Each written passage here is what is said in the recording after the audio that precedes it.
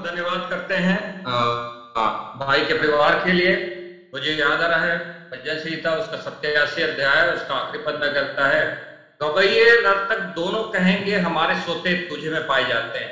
तो सोते से आज हम बहते हुए हमने सुना और उसका लाभ उठाया। सो प्रभु का धन्यवाद हो उनके परिवार के लिए। उन बच्चों को फिर से हम यीशु के नाम में और भी आशीषित करते हैं ताकि उसकी महिमा और उसके राज्य के लिए इस्तेमाल किए जाए। चलिए हेमंत भाई, हेमंत लाल जी आइए प्रार्थना करें। आवाज जा रही ना? हाँ बिल्कुल, आपकी आवाज आ रही है। यस। प्रेमी पिता परमेश्वर, पवित्र उद्धारकर्ता, मुक्तिदाता, जीवनदाता, प्रभु यीशु मसीह के श्रेष्ठ नाम को लेकर आपके चरणों में बैठे आज की शाम आपने हम सब प्रिय लोगों को परिवार के साथ बैठने का ये आनंद सौभाग्य प्रदान आपके अंदर आप तरस आपके प्यारे प्रभु जी कृपा दृष्टि के लिए हम धन्यवाद करते हुए इस भांति प्यारे प्रभु जी एक मन और एक चित होकर इसलिए आते हैं क्योंकि ऐसी संगति आप आराधना हमें देते हैं ताकि प्यारे प्रभु जी आप हमसे कुछ कहें और हम आपकी सुने। इसलिए प्यारे प्रभु जी हमारे कानों को खोलें, हमारे हृदयों को खोलें ताकि आपका जीवित कलाम जब आपकी ओर से आपकी आत्मा से आपके भक्त जन उभारे जाकर बोलते हैं प्यारे प्रभु जी हम उसे ग्रहण कर सकें और जो आवश्यकताएं हमारी आत्मिक जीवन की है भरपूरी के साथ प्राप्त कर सकें और देख सकें कि हमारा जीवन रोज बरोज बदलते जा रहा है। हम आपके उस तेजस्वी रूप को हम प्राप्त कर रहे हैं, इसलिए आप हमारी सहायता करें। धन्यवाद करते इस समय के लिए, आपके दास के लिए धन्यवाद करते हैं जो आपकी ओर से प्रेरित होकर प्यारे प्रभु जी एक प्रेरिताई की सेवा कर रहे हैं और हमारे भूख और प्यास के अनुरूप हमारी आवश्यकता के अनुरूप प्यारे प्रभु जी आप उनमें होकर हमसे बातचीत करना चाहते हैं, इसलिए आपके पवित्र नाम का धन्यवाद करते हैं। जितने जुड़े हैं सबके लिए प्रार्थना करते हैं ताकि इंटरनेट टीवी प्यारे प्रभु जी मोबाइल और लैपटॉप जो भी यंत्र लगे हैं प्यारे प्रभु जी आप अपने हाथों में लेकर प्यारे प्रभु जी हमारी आवश्यकताओं को ये यंत्र हमारे लिए बाधक न बने परंतु आपका पवित्र आत्मा हम में से प्रत्येक से बातचीत कर सकें ताकि हमारा आत्मिक जीवन आपके योग्य बन सके।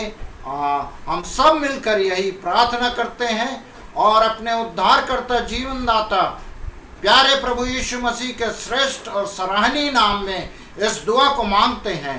सुने और दया करके ग्रहण करें। आमीन। यीशु थैंक यू। सो मैं सोचता हूँ सब लोगों को स्क्रीन पे दिखाई दे रहा होगा। आप बाइबल यदि ना भी खोलें तो आज के अध्ययन में ये आपके लिए हेल्पफुल होगा और मैं पढ़ते जाऊंगा और कुछ बातें साथ में बताते जाऊंगा। तो हम आज के वचन में एंट्री के लिए रोमी 1 अध्याय उसके 18, 19 और 20 पद को पढ़ रहे हैं। यहाँ परमेश्वर के वचन में लिखा है, परमेश्वर का क्रोध तो उन लोगों की सब अभक्ति और अधर्म पर स्वर्ग से प्रकट होता है जो सत्य को अधर्म से दबाए रखते हैं, इसलिए कि परमेश्वर के विषय का ज्ञान उनके मनों में प्रकट है क्योंकि परमेश्वर ने उन पर प्रकट किया है।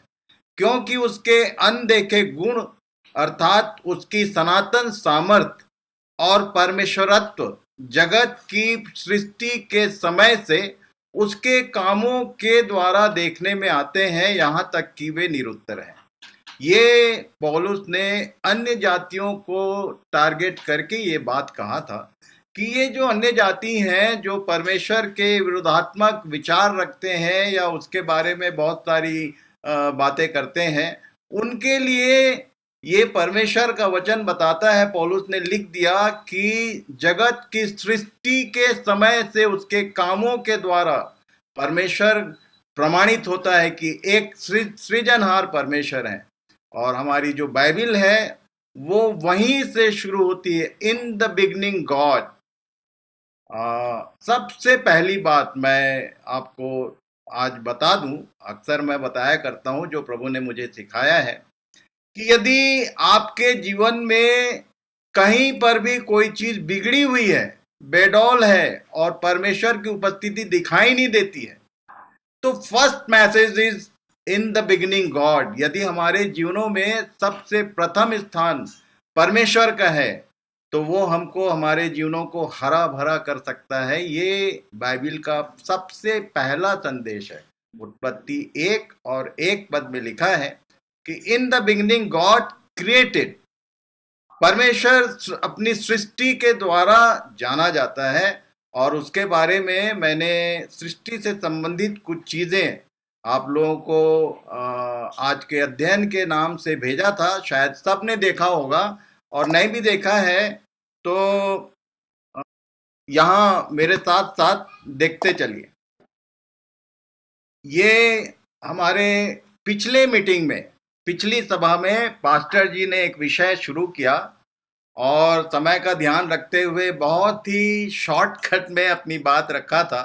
उसी से आगे मैं कुछ बात और उसी लाइन में बताना चाहता हूँ।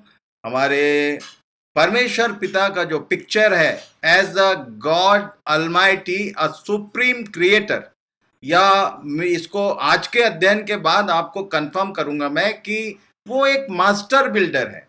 वो सब काम बहुत ही सिस्टमैटिक करता है। इसी के विषय में कुछ कुछ बातें मैंने आपको भेजा हुआ है। उस दिन हमारे पास्टर हरीश भाई ने, पास्टर साहब ने इस बात को मेंशन किया था कि बहुत सिस्टमैटिक काम करता है परमेश्वर। लिखा है जो पहला अध्याय है उसमें 6 दिन उसने काम किया। मैंने यहाँ पर डिवाइड किया हुआ है और इसका पीडीएफ फॉर्मेट भी मैं आपको कोशिश करूंगा कि आपको भेज दूं ताकि आप आज के विषय को रिवाइज कर सकें। Supreme acts of master builder, उसने बहुत ही सिस्टमैटिक, लेफ्ट साइड में आपको दिख रहा होगा first day, second day, third day, जिसको हरीश भाई ने उस दिन मेंशन किया था। पहले दिन उसने लाइट बनाया, दूसरे दिन वाटर एंड स्काई और तीसरे दिन उसने लैंड एंड वेजिटेशन। और उसी के पैरेलल चौथे दिन उसने जहां लाइट बनाया था उसमें और कुछ चीजों की प्लेसिंग किया, सूर्य, चांद और तारे बनाए। उसके बाद वाटर एंड स्काई को उसने पक्षियों से और मछलियों से, सी क्रीचर से भरा। और उसके बाद तीसरे दिन जो बनाया था वहां पर उसने इस पृथ्वी पर रेंगने और चलने वाले जीव जंतुओं के साथ आखिरी में उसने मनुष्य की रचना की। और तब मनुष्य के विषय में ये बहुत सारी बातें हैं, पर उसको आगे बताने के पहले मैं ये लाइन भी बताना चाहता हूं कि परमेश्वर ने जो चौथे दिन ये जो चांद, तारे और सूर्य ये बनाया, इसके विषय में भजन संहिता 19 और उसके 1 पद में एक बात लिख दिया दाऊद ने। आकाश ईश्वर की महिमा वर्णन कर रहा है और आकाश मंडल, तो मैं आपको यहां समझा दूं, इंग्लिश में नीचे मैंने लिख दिया है। आकाश बोलने से ये आकाश मंडल नहीं कहता। पहली लाइन है heaven declares the glory of God, और जो दूसरी लाइन है sky above proclaims his handiwork, हस्तकला। मैं परमेश्वर पिता का धन्यवाद देता हूं, विशेष करके आज आस्तीन के परिवार के, आवाज आएगी। हाँ, मैं परमेश्वर पिता का धन्यवाद करता हूं कि परमेश्वर ने आस्तीन को जो टैलेंट दिया वो सारी चीजें सब बच्चों में, विशेषकर छोटे बेटे की गायकी ने मुझे इस बात को कंफर्म किया कि जो भी परमेश्वर ने आस्टीन को दिया, आस्टीन ने बड़ी मेहनत से ये बात अपने बच्चों में ट्रांसफर किया है। Very good. मैं परमेश्वर पिता को महिमा देता हूं इस विशेष बात के लिए। परमेश्वर स्वयं एक आर्टिस्ट है। ये सेकेंड लाइन बोलता है ये जो आकाश मंडल है उसके हाथों की कला है। और तब यदि सोलर सिस्टम को हम देखेंगे, इतने सारे ग्रह, उपग्रह है, सूर्य है, चांद है, सब घूम रहे हैं पर कोई किसी से कभी टकराता नहीं है। ये इसको बोलते हैं Christian science, the biblical science. परमेश्वर का वैज्ञानिक तरीके से ये सारा सृष्टि उसने किया हुआ है। और तब ये इसके विषय में मैं ज्यादा नहीं बोलूंगा, क्योंकि ये सोलर सिस्टम जो है ये अपने आप में एक ऐसा सब्जेक्ट है जिसको साइंस भी आज के दिन खोजता है, खोज रहा है, केवल उसको समझने का प्रयास करता है, जिसको परमेश्वर ने 14 दिन बनाया था। और उसके बाद भजन संहिता में दाऊद ने ही लिखा 139 उसके 14 पद में, मैं तेरा धन्यवाद करूंगा इसलिए कि मैं भयानक और अद्भुत रीति से रचा गया हूं। तेरे काम तो आश्चर्य के हैं और मैं इसे भली भांति जानता हूं। ये दाऊद जो है अपनी रचना को ठीक ठीक जानता था, बोल रहा है भली भांति मैं जानता हूं। और उस दिन हमारे पास्टर जी ने इस बात को मेंशन किया था, तब परमेश्वर ने मनुष्य को अपने स्वरूप के अनुसार उत्पन्न किया, अपने ही स्वरूप के अनुसार परमेश्वर ने उसको उत्पन्न किया, नर और नारी करके उसने मनुष्यों की सृष्टि की। तो मैं बताना चाहता हूं 26 और 27 पद में परमेश्वर ने जिस चीज की रचना की थी वो शरीर नहीं था, वो परमेश्वर की का इमेज था, परमेश्वर की समानता थी। परमेश्वर आत्मा है और परमेश्वर ने दो आत्माओं को बनाया। और उसके बाद आगे लिखा है कि उसने उसको एक मिट्टी का पुतला बनाकर जो कुछ 26 और 27 पद में उसने रचा था उसको रहने के लिए एक टेंट हाउस प्रदान किया। और उस टेंट हाउस को, जिसको हम लोग देह के रूप में जानते हैं, डेरा सरीखा घर लिखता है पौलुस, वो टेंट हाउस भी कैसा बनाया गया है। 2 के 7 पद में लिखा है, यहोवा परमेश्वर ने आदम को भूमि की मिट्टी से रचा और उसके नथनों में जीवन का श्वास फूंक दिया और आदम जीवता प्राणी बन गया, जिसको पौलुस के शब्दों में टेंट हाउस कहा गया। ये टेंट हाउस जो है ये डेरा सरीखा घर, ये जो शरीर है हमारा ये डेरा है, पर ये डेरा भी ऐसे ही नहीं बना। अय्यूब 10 अध्याय उसके 8 और 9 पद में लिखा हुआ है, तूने अपने हाथों से मुझे ठीक ठीक रचा है और जोड़ कर बनाया है, तो भी मुझे नाश किए डालता है। स्मरण कर कि तूने मुझको गूंधी हुई मिट्टी की नाई बनाया, क्या तू मुझे फिर धूल में मिलाएगा। ये अपनी रचना, अपनी देह के विषय में बोल रहा है कि ये जो देह है उसको परमेश्वर ने बाकी सब चीज को बोल के बनाया, पर मनुष्य नाम के इस प्राणी को जिससे वो प्रेम करता है उसको अपने हाथों से बड़े मेहनत से बनाया। और कैसा बनाया। 10 और 12 पद में लिखा है, क्या तूने मुझे दूध की नाई उंडेल कर और दही के समान जमा कर नहीं बनाया। फिर तूने मुझ पर चमड़ा और मांस चढ़ाया और हड्डियां और नसें गूंथ कर मुझे बनाया है। तूने मुझे जीवन दिया और मुझ पर करुणा की और तेरी चौकसी से मेरे प्राण की रक्षा हुई है। ये सब बात वो कोट कर रहा था। और तब मैंने मेडिकल डिटेल्स आपको भेजा हुआ है, इसको जरूर पढ़ लेना आप लोग एक बार 2 बार। के ये इवन मेडिकल साइंस जो हमारे डॉक्टर्स हैं, विशेष करके मैडम गॉटलिब को मैंने देखा, सर आज नहीं दिख रहे थे मुझे, शायद बाद में दिखेंगे, पर अपने बीच में जितने मेडिकल वाले हैं डॉक्टर्स से मैंने ये कंफर्म किया कि ये जानकारी मेरी कैसी है। परमेश्वर ने ये रचना यूं ही नहीं किया, 1 सेकेंड में बोला और बन गया। ये इतनी सारी चीजें और इतना सारा अरेंजमेंट करके उसने, इसलिए दाऊद बोलता था कैसा अद्भुत रीति से मैं रचा गया हूं। इंग्लिश में लिखा है यहाँ, I praise you for I am fearfully and wonderfully made, wonderful are your works. अपनी देह के बारे में कह रहा है वो। और तब ये जो सृष्टि है इसके बारे में परमेश्वर का साइंस क्या कहता है। ये बोल रहा है, तूने पृथ्वी को उसकी नींव पर स्थिर किया है ताकि वह कभी न डगमगाए। तूने उसको गहरे सागर से ढांप दिया, जैसे वस्त्र से जल पहाड़ों के ऊपर ठहर गया। तेरी घुड़की से वह भाग गया, तेरे गरजने का शब्द सुनते ही वह उतावली करके बह गया। वह पहाड़ों पर चढ़ गया और तराइयों के मार्ग से उस स्थान में उतर गया जिसे तूने उसके लिए तैयार किया था। तूने एक सिवाना ठहराया जिसको वह लांघ नहीं सकता और न फिर कर स्थल को ढांप सकता है। ये सारी साइंटिफिक जानकारी है जो बाइबल में लिखी है, परमेश्वर का किया हुआ ये काम है जिसको बताता है। और उसके बारे में इसलिए मैं ये कहता हूं कि ये अद्भुत बनाने वाला परमेश्वर है, अद्भुत रचने वाला परमेश्वर है। आमोस 7 अध्याय उसके 7 और 8 पद, यहां से आगे आपको आज का संदेश मैं देना चाहता हूं। पीछे जो भी बात मैंने बताया, एज अ क्रिएटर परमेश्वर का जो पिक्चर है हमारे लिए, वो मैंने आपको बताने का प्रयास किया कि उसने अपनी रचना कितना सुप्रीम साइंटिस्ट कहता हूं मैं उसको, खासकर जब नॉन क्रिश्चियंस के बीच में जो लिटरेट लोग हैं उनको मुझे बताने में बड़ा आनंद है कि मैं जिस परमेश्वर को जानता हूं वो सारी सृष्टि को उसने किस ढंग से रचा है वो देखने लायक है। और तब यहाँ आमोस 7 और उसके 7 और 8 पद में लिखा है, उसने मुझे यह भी दिखाया, मैंने देखा कि प्रभु साहुल लगाकर बनाई हुई किसी भीत पर खड़ा है और उसके हाथ में साहुल है। और यहोवा ने मुझसे कहा, हे आमोस, तुझे क्या देख पड़ता है? मैंने कहा, एक साहुल। तब परमेश्वर ने कहा, देख, मैं अपनी प्रजा इज़राइल के बीच में साहुल लगाऊंगा।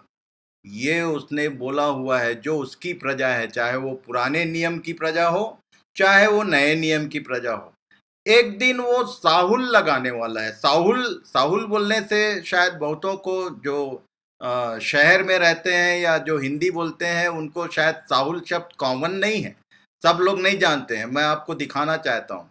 ये है साहुल और डोरी, प्लम लाइन। परमेश्वर के हाथ में आमोस को उसने पूछा, क्या दिखता है? तो उसने बोला, साहुल दिखता है, प्लम लाइन।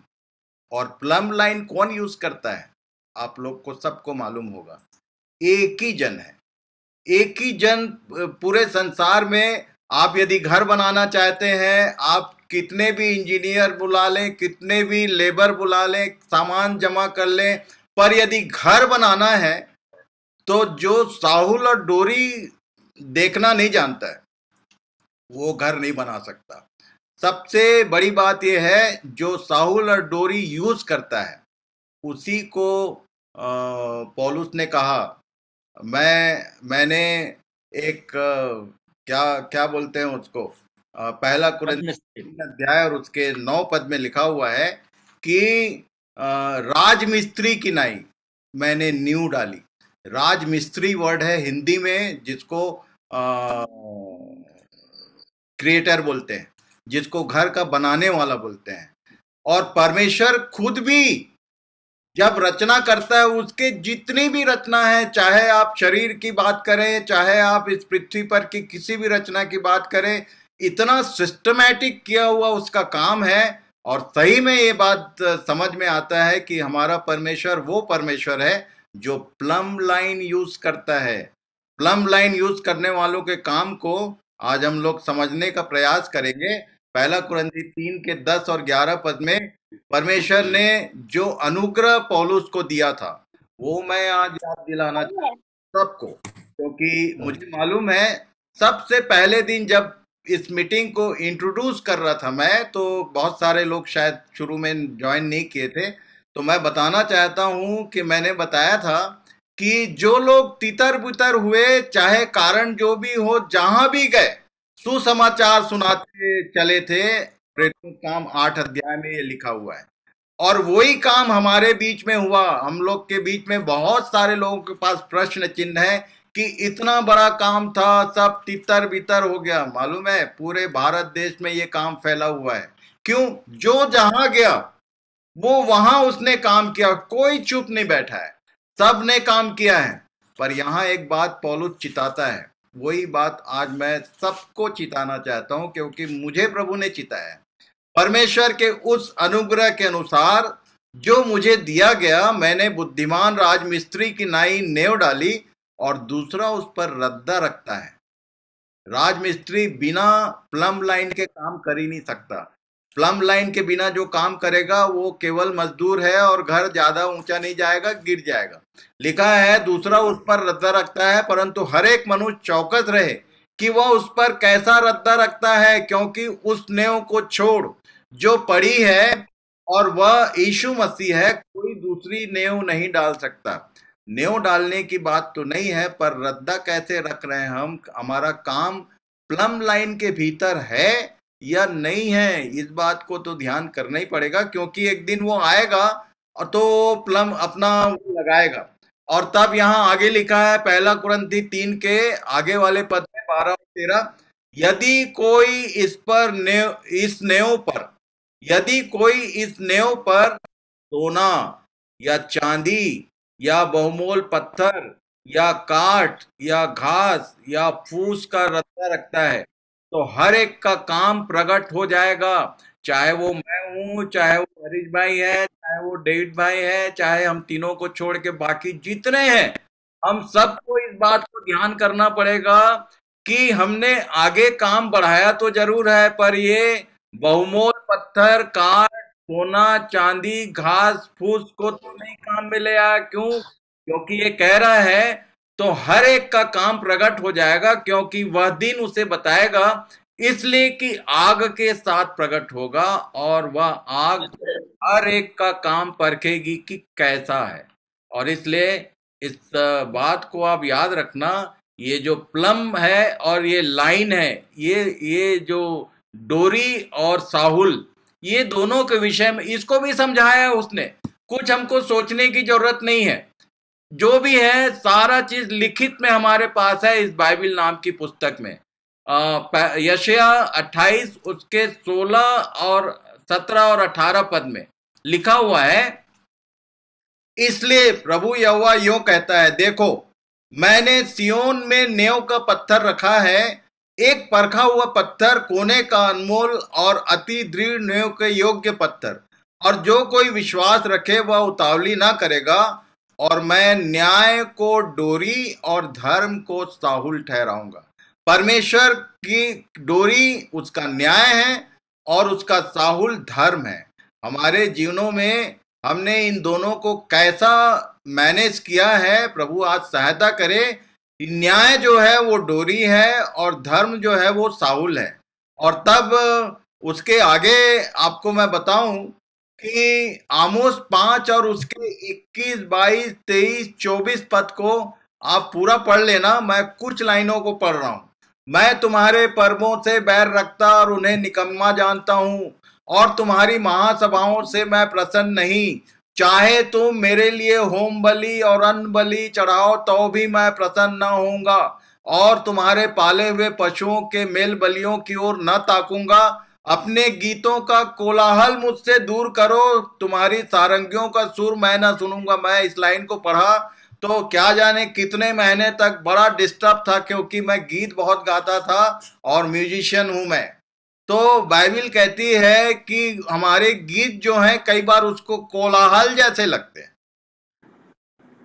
यदि ये लास्ट लाइन नहीं है तो प्रभु ने मुझसे बात किया था बहुत साल पहले।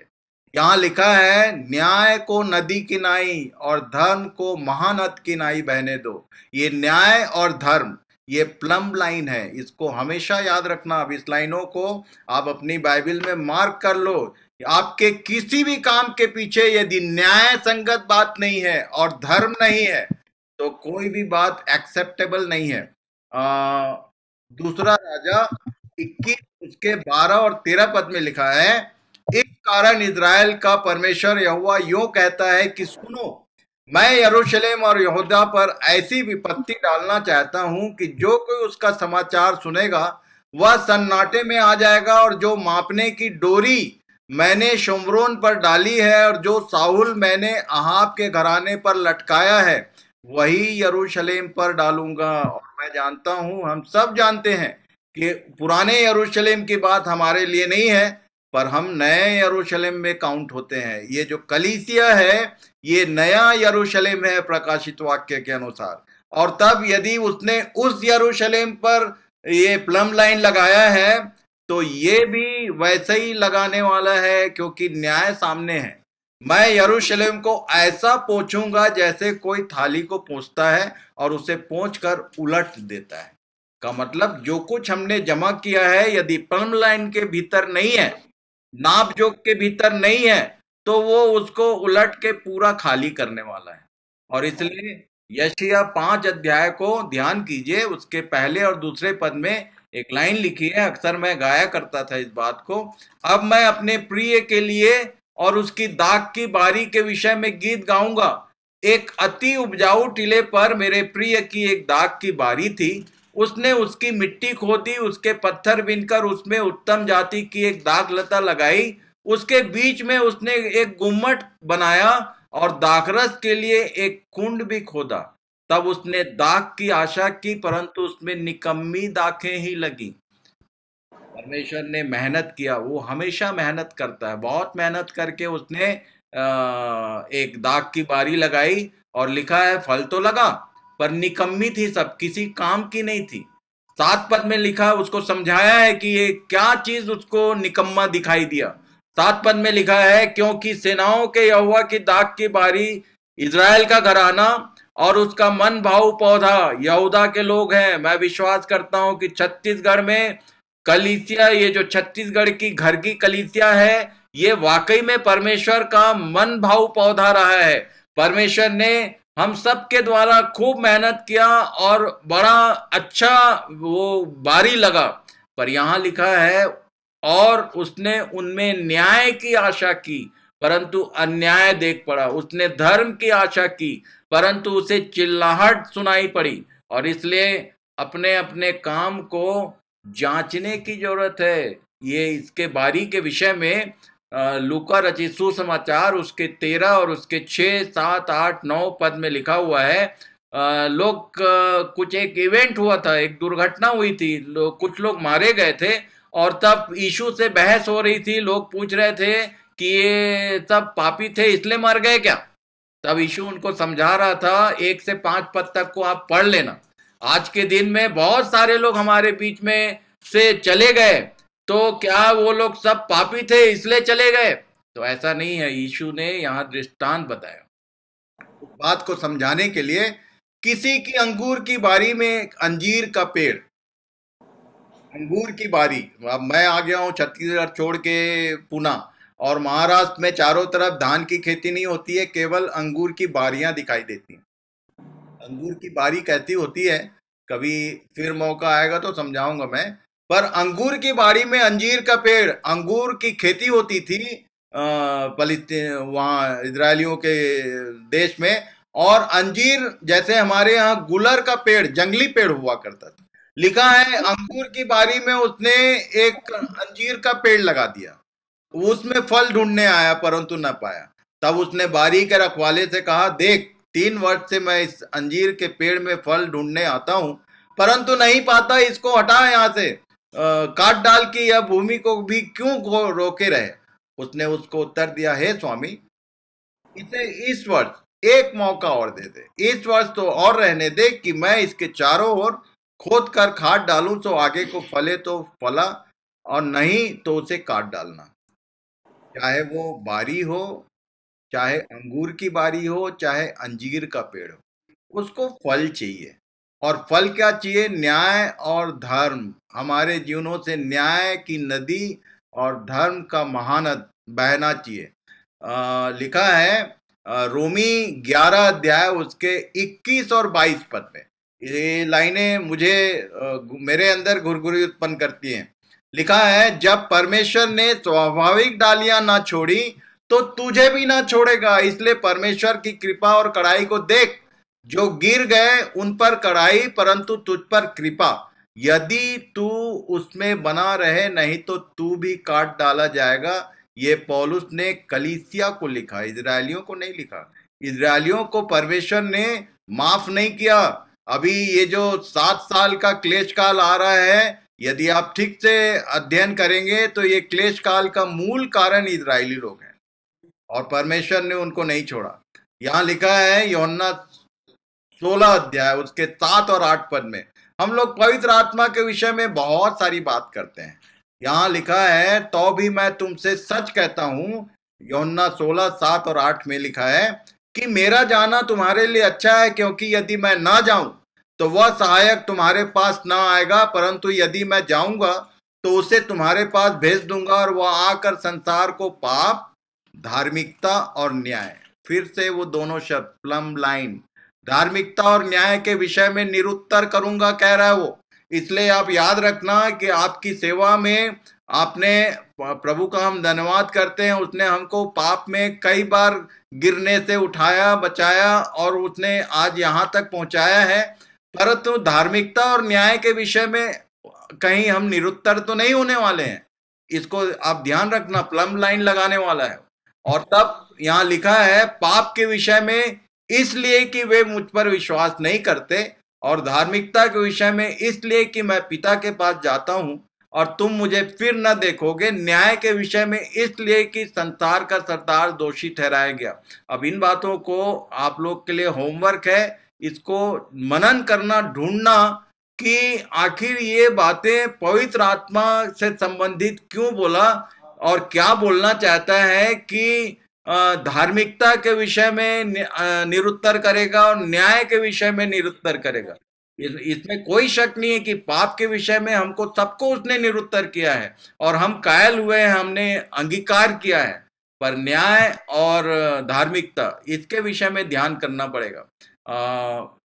मत्ती 25 उसके 13 पद से आगे यदि आप पढ़ेंगे तो लिखा हुआ है, उसने एक दृष्टांत दिया, लिखा इसलिए जागते रहो क्योंकि तुम ना उस दिन को जानते हो ना उस घड़ी को, क्योंकि यह उस मनुष्य की सी दशा है जिसने परदेश को जाते समय अपने दासों को बुलाकर अपनी संपत्ति उनको सौंप दी, और तब एक को 5, एक को 2, एक को 1 ऐसा दिया। और ये बात हमारे लिए नई नहीं है, हम सब जानते हैं। फिर क्या हुआ, जिसने जिसने मेहनत किया था उसको उसने कहा, हे धन्य और विश्वास योग्य दास, जिसके पास 1 तोड़ा था। उसके बारे में क्या हुआ? जिसके पास 1 तोड़ा था वो कह रहा था कि मैंने मिट्टी में गड़ा के रख दिया, और ये भी हम लोग सब जानते हैं एक दिन आके वो हमसे हिसाब लेने वाला है जो कुछ उसने हमें दिया है।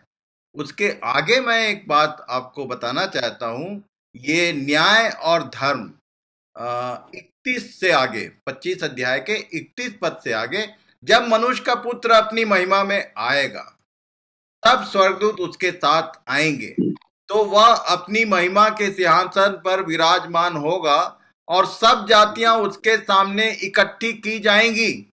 और जैसा चरवाहा भेड़ों को बकरियों से अलग कर देता है, वैसा ही वह उन्हें एक दूसरे से अलग करेगा और भेड़ों को दाहिनी और बकरियों को बाईं ओर खड़ा करेगा। ये भी बात हम सब जानते हैं। पौलुस ने लिखा, लिखे हुए से आगे मत बढ़ना, एक बिंदु मात्रा भी इधर से उधर नहीं होगा। ये यीशु ने बोला, पौलुस ने बोला लिखे हुए से आगे मत बढ़ना या घटाना मत। ये बाइबल बार बार चिताती है, प्लम लाइन लगाने वाला है वो। नाप जो प्लम लाइन क्या करता है, जो राजमिस्त्री होता है, कि कोई ईंट यदि थोड़ा सा भी नाप से बाहर है तो उसको ठोक के भीतर करता है, और यदि कोई चीज अंदर है तो उसको ठोक के बाहर निकालता है। बराबर नाप से दीवार खड़ी होती है। ये परमेश्वर का घर है। पहला कुरिन्थी 3 के 9 पद में लिखा है, तुम परमेश्वर की खेती और तुम परमेश्वर की रचना, बिल्डिंग हो। और तब उस बिल्डिंग में वो आने वाले समय में ये प्लम लाइन लगाने वाला है।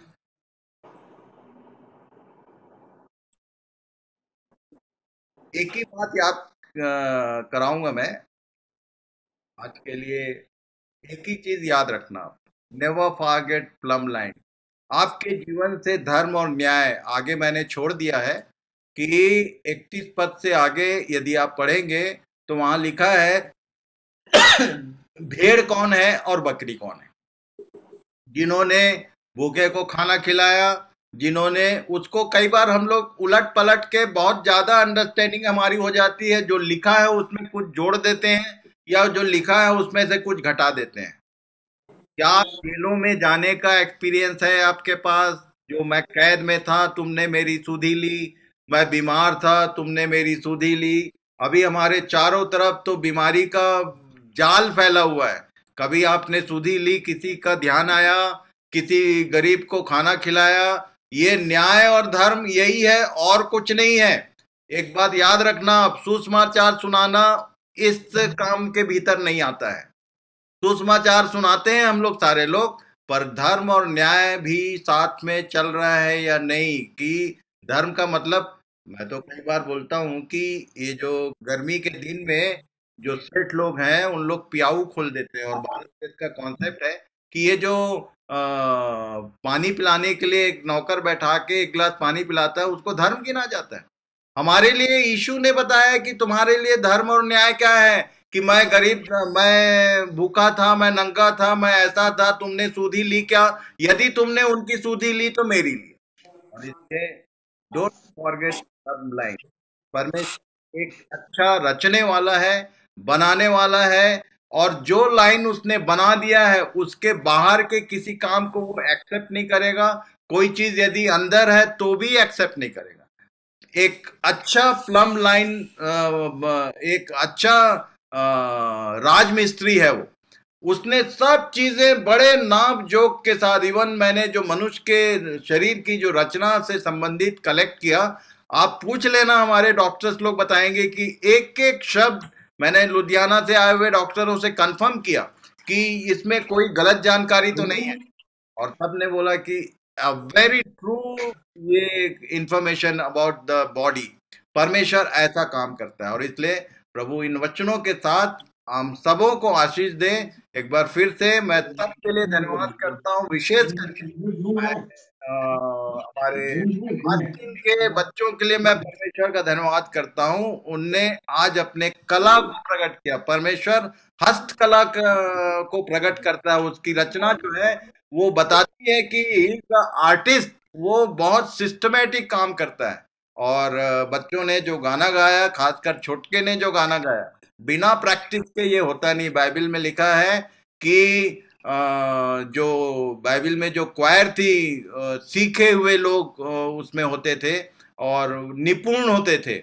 और इसलिए मैं इन बच्चों के लिए विशेष प्रार्थना करने को निवेदन करूंगा कि ये ऐसा आगे वर्शिपर बने जो बाइबल के प्लम लाइन के भीतर हों, कि वो सीखे हुए और अपने कला में जो उनको दिया गया है निपुण पाया जाए। तो प्रभु हम सबको आशीष दे। थैंक यू वेरी मच आज के दिन के लिए।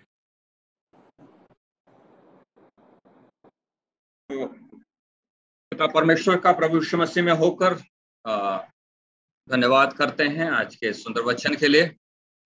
और सचमुच में हमारा परमेश्वर बुद्धिमान परमेश्वर है, और जो काम करता है बड़े प्लानिंग के साथ करता है और अच्छा करता है। सो हम इस बात को स्मरण रखें, प्लम लाइन को, क्योंकि परमेश्वर नाप जोक के काम करने वाला परमेश्वर है। सो आइए हम इस वचन के लिए प्रार्थना करें, और प्रार्थना के साथ आशीष के साथ समाप्त करेंगे। मैं पास्टर हरीश पटेल से निवेदन करूंगा कि इस सभा को प्रार्थना और आशीष के साथ समाप्त। आइए प्रार्थना करें। हमारे प्रेमी, अनुग्रहकारी, दयालु, सर्वशक्तिमान, जीवते सच्चे, अद्वैत अधिपति, अगम्य ज्योति में रहने वाले, अनादि शाश्वत सनातन काल के पिता, सत्य पिता, पवित्र पिता, धार्मिक पिता, हमारे एकमात्र उद्धारकर्ता, अनंत जीवन के स्वामी, राजाओं के राजा, प्रभुओं के प्रभु यीशु मसीह के द्वारा आपके पास आते हैं। धन्यवाद देते हैं महान पिता परमेश्वर आज के इस समय के लिए, जिसमें फिर से हमें आपस में जुड़ने का अवसर दिया, और ये तीसरी बार है हम आपस में इस प्रकार से जुड़े हैं, आशीषित हुए हैं आपके वचन के द्वारा, और उस नाप जोक के द्वारा प्रभु जी जो प्लम लाइन आपने बना के रखा है प्रभु, न्याय और धर्म का, और आप यही चाहते हैं, क्योंकि आप न्याय और धर्म की आशा करते हैं, लेकिन चिल्लाहट सुनाई दे रही है। आप प्रभु जी अपने महिमा और आराधना और उसके गीतों में भी न्याय और धर्म की आशा करते हैं, लेकिन कोलाहल सुनाई दे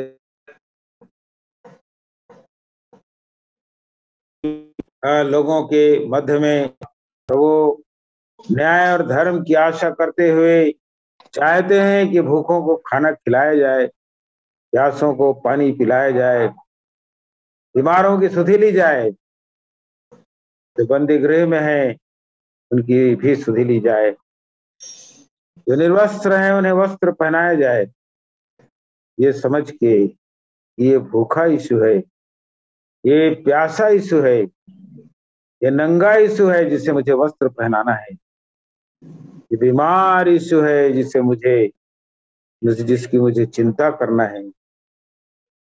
और इस प्रकार से प्रभु हमारा धर्म आपके सन्मुख गिरा जाएगा। इसीलिए तो पवित्र आत्मा आपने दिया है कि संसार को पाप, धार्मिकता और न्याय के विषय में निरुत्तर करने आए, कायल करने आए, ताकि आपके काम को पूरा किया जाए। सर्वशक्तिमान पिता परमेश्वर, धन्यवाद देते हैं आपके वचन के लिए, धन्यवाद देते हैं आपके सेवक के लिए, धन्यवाद देते हैं सारे भाई बहनों के लिए जितने आज जुड़े हैं, बच्चों जवानों के लिए धन्यवाद देते हैं प्रभु जी आपकी महिमा के गीतों के लिए। क्वायर जो भाई का परिवार और जिन भाई का परिवार ने जो गीतों को गाया, सब बातों के द्वारा से प्रभु यीशु के नाम को महिमा और आदर मिले, ऊंचे पर उठाया जाए उसका नाम। और इस प्रकार से प्रभु जो आपने मनभाव पौधा लगाया था वो निरे सचमुच में मनभाव होकर फलवंत हो जाए और आपकी महिमा का कारण बन जाए, क्योंकि आप फल चाहते हैं। और महान पिता परमेश्वर धन्यवाद देते हैं, आपका आदर करते हैं। हम सब जितने आज यहाँ जुड़े हैं विभिन्न स्थानों से आपके नाम को महिमा देते हैं, प्रार्थना करते हैं प्रभु हमारे बीच में यदि कोई बीमार है वे चंगे किए जाएं, यदि किसी प्रकार की कोई समस्या में है उनकी समस्या दूर हो। एक दूसरे के लिए प्रार्थना करते रहें, एक दूसरे को उठाते रहें, एक दूसरे को संभालते रहें, एक दूसरे की सुधि लेते रहें, एक दूसरे को पूछते रहें आपस में। और इस प्रकार से प्रभु यीशु के नाम को महिमा और आदर, धन्यवाद धन्यवाद धन्यवाद करते हैं प्रभु, आपके नाम को महिमा देते हैं। हर प्रकार से आपकी हर बात प्रभु जी प्लम लाइन में है, हर बात नाप जोक में है। आप परफेक्ट काम करने वाले परमेश्वर हैं और सारी बातें जो आप कर रहे हैं ये हैं वो सब प्रभु क्रमानुसार, सभ्यता अनुसार और सिस्टमेटिक है। इसलिए पिता परमेश्वर किसी भी प्रकार की कोई गड़बड़ी नहीं है इस काम में, आपका काम में, क्योंकि आप गड़बड़ी के करता नहीं है परंतु शांति के करता है। और उसी प्रकार से हमारा जीवन हो प्रभु, हमारा जीवन किसी प्रकार से कोई गड़बड़ी उत्पन्न न करे, न करने का प्रयास करे, परंतु हम सचमुच में उस सिस्टम में चलें, धर्म और न्याय के सिस्टम में जिसे आपने हमारे लिए तैयार किया है। सब भाई बहनों को मैं आपके अनुग्रह के हाथों में सौंप देता हूँ, बच्चों जवानों को, सारे परिवारों को आपके अनुग्रह के हाथों में सौंपता हूँ। महान परमेश्वर आपका आदर हो, भविष्य का नाम ऊंचे पर उठाया जाए और हम सब आपकी महिमा का कारण बने, आपके आगमन के लिए तैयार किए जाए, जबकि आप शीघ्र आने वाले हैं। ऐसा लगता है प्रभु, ऐसा लगता है प्रभु कि क्लेश काल आने वाला है, ऐसा लगता है कि कलीसिया उठाई जाने वाली है। और इन सब बातों में आप मदद कीजिए। जो महामारी पेंडेमिक जो फैला हुआ है, ऐसे समय में भी हमारी सहायता कीजिए कि हमारा धर्म और न्याय समाप्त न हो और हम आपके साथ साथ प्रभु जी चलते रहें जैसा आप चाहते हैं। भगवान पिता परमेश्वर आदर और महिमा आपको देते हैं। हम सब अपने आप को आपकी सनातन और सिद्ध इच्छा में सौंपते हैं और इस प्रार्थना को हमारे उद्धारकर्ता प्रभु यीशु के पवित्र और मीठे नाम से ही मांगते हैं, आमीन आमीन। अब हमारे परमेश्वर पिता का प्रेम, प्रभु यीशु का अनुग्रह, पवित्र आत्मा की संगति, सहभागिता और शांति और प्रभु यीशु का कल्याण आज से लेकर हमेशा तक हम सबके साथ साथ बनी रहे, आमीन आमीन आमीन।